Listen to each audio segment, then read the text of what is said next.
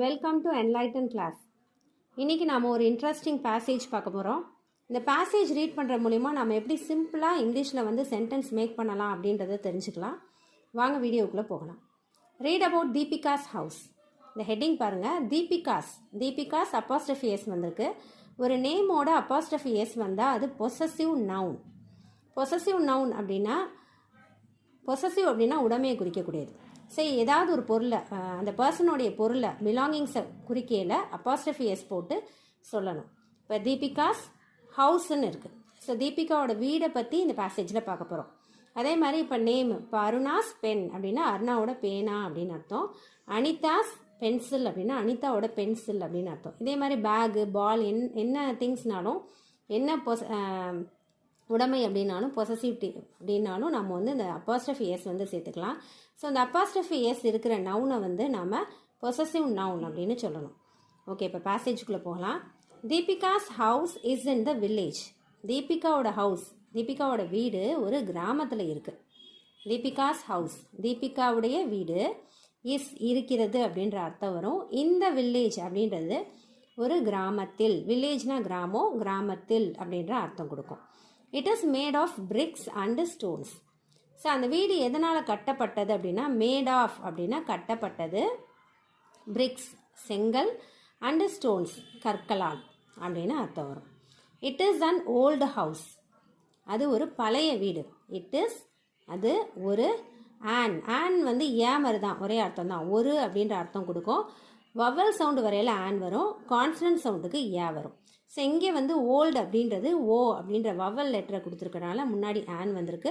அதனுடைய அர்த்தம் ஒரு அப்படின்னு வரும். It is an old house, அது ஒரு பழைய வீடு. It has a big veranda, அந்த வீட்டுக்கு என்ன இருக்குது, ஒரு பெரிய வெராண்டா இருக்குது. ஹேஸ் அப்படின்னாலும் இருக்குது அப்படின்னு அர்த்தம் தரக்கூடிய ஒரு has verb. It has a big veranda. இந்த பிக் அப்படின்றது பெரிய, வெராண்டா அப்படின்றது நமக்கு தெரியும். இந்த பிக்கில் வர பி வந்து கான்ஸ்டன்ட் லெட்டர், கான்ஸ்டன்ட் சவுண்டை கொடுக்குறனால இங்கே வந்திருக்கு. இங்கேயும் ஒரு அப்படின்ற அர்த்தத்தை கொடுக்குது. Her mother and father, her grand mother and her 2 brothers and 1 sister live in the house. ஸோ அந்த வீட்டில் யார் யார் இருக்காங்க அப்படின்றத இந்த லைனில் சொல்லியிருக்காங்க. ஹர் மதர் அண்ட் ஃபாதர், அவளுடைய அம்மா அப்பா. ஹர் கிராண்ட் மதர், அவளுடைய பாட்டி. அண்டு ஹர் 2 brothers, அவளுடைய 2 brothers அண்ட் 1 sister, ஒரு sister. Live in the house, இந்த வீட்டில் வாழ்கிறார்கள் அப்படின்ற அர்த்தம் வரும். They also have a dog and a cat, அவங்கக்கிட்ட ஒரு பூனையும் நாயும் கூட இருக்குது. தே அப்படின்னா அவர்களிடம். தே ஆல்சோ அப்படின்னா அதுவும் அப்படின்ற மாதிரி கூடுதலாக சொல்லக்கூடியதுனால ஆல்சோ வந்திருக்கு. ஹாவ் எ டாக், ஒரு நாயும், அண்ட் எ கேட், ஒரு பூனையும் இருக்குது அப்படின்னு சொல்கிறாங்க. There are many books in the house, அந்த வீட்டில் வந்து தீபிகாவோட வீட்டில் நிறைய புத்தகம் இருக்கான். தெர் ஆர் மெனி புக்ஸ், நிறைய புக்ஸ் இருக்குது. And there are some pictures on the walls, அவர்களுடைய வீட்டின் சுவரில் சில பிக்சர்ஸ்,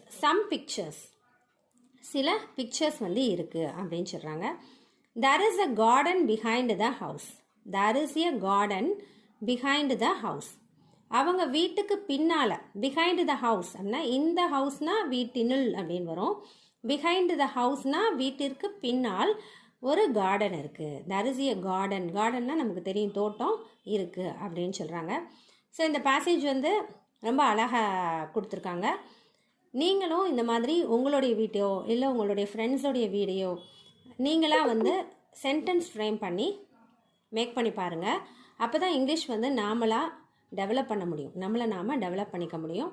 இந்த வீடியோ வந்து யூஸ்ஃபுல்லாக இருக்குன்னு ஃபீல் பண்ணிங்கன்னா ஒரு லைக் கொடுங்க. நம்ம சேனலை சப்ஸ்கிரைப் பண்ணி வச்சுக்கோங்க. அண்ட் தேங்க்ஸ் ஃபார் வாட்சிங்.